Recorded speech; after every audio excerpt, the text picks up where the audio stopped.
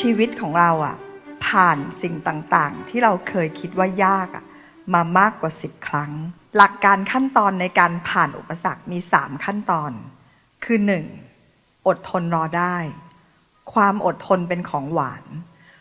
ภาษิตจีนนะคะแบบที่มันโหดมากคือบอกว่าความพยาบาทเป็นของหวานคือมันน่ากลัวมากเหมือนที่พวกเราเคยเห็นในหนังจีนฮ่องกงจีนแผ่นดินใหญ่แปลกๆที่มันอาฆาตพยาบาทใช่ไหมคะแต่ภาษิตชาวเข็มทิศตรงกันข้ามคือถ้าเราจะมีของหวานเราให้ความอดทนรอได้เป็นของหวานศาสดาพระพุทธเจ้าพระอริยบุคคลคนที่ได้สิ่งที่ดีงามจะต้องอดทนรอได้เสมอดังนั้นคุณสมบัติข้อที่1ที่พวกเราจะต้องจดจำเลยคือเป็นคนที่รอได้ความอดทนเป็นของหวาน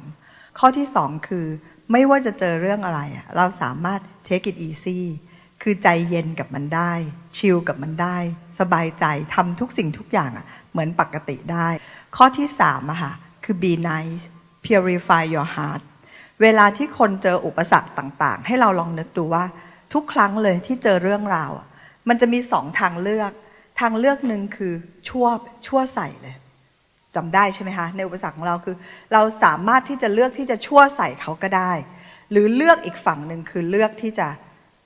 be nice เป็นฝั่งที่เป็นคนที่เรารู้สึกว่าใช้ได้แล้วเราชอบตัวเองทวนซ้ำอีกครั้ง 1. อดทนรอได้2. take it easy 3. be nice คือเป็นคนที่น่ารักเป็นคนที่น่ารักวิธีการผ่านอุปสรรคไม่ว่าจะยิ่งใหญ่แค่ไหนคือ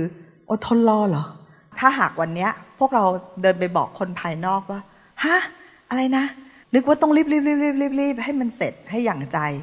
2นึกว่าจะต้องกดดันตัวเองให้มันระเบิดไปเลย3นึกว่าจะต้องดึงกลยุทธ์วิชามารทุกอย่างขึ้นมาทำถ้าตอนนี้เราลองนึกทบทวนจริงๆในการผ่านอุปสรรคของเราในเรื่องโจทย์ของเราแต่ละครั้งที่เราเลื่อนระดับขึ้นไปจะต้องใช้ความอดทนรอได้จะต้องใช้ความที่เราใจเย็น take it easy ค่อยๆอะไรทำได้ก็ทำอะไรยังทำไม่ได้ก็เดี๋ยวค่อยว่ากันแล้ว3ก็คือเป็นคนที่ใช้ได้คนใกล้ตัวเราเห็นเราแล้วก็รู้สึกว่าเป็นคนที่ใช้ได้ให้เราทุกคนมาร์กเอาไว้เลยว่าเรากำลังทำเพื่อใครเรากำลังทำเพื่ออะไรถ้าเรานึกถึงตัวบุคคลไม่ออกนึกถึงว่าเรา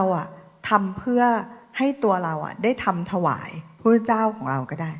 พ่อแม่ครูบาอาจารย์ทุกชีวิตที่เราเกิดมาก็ได้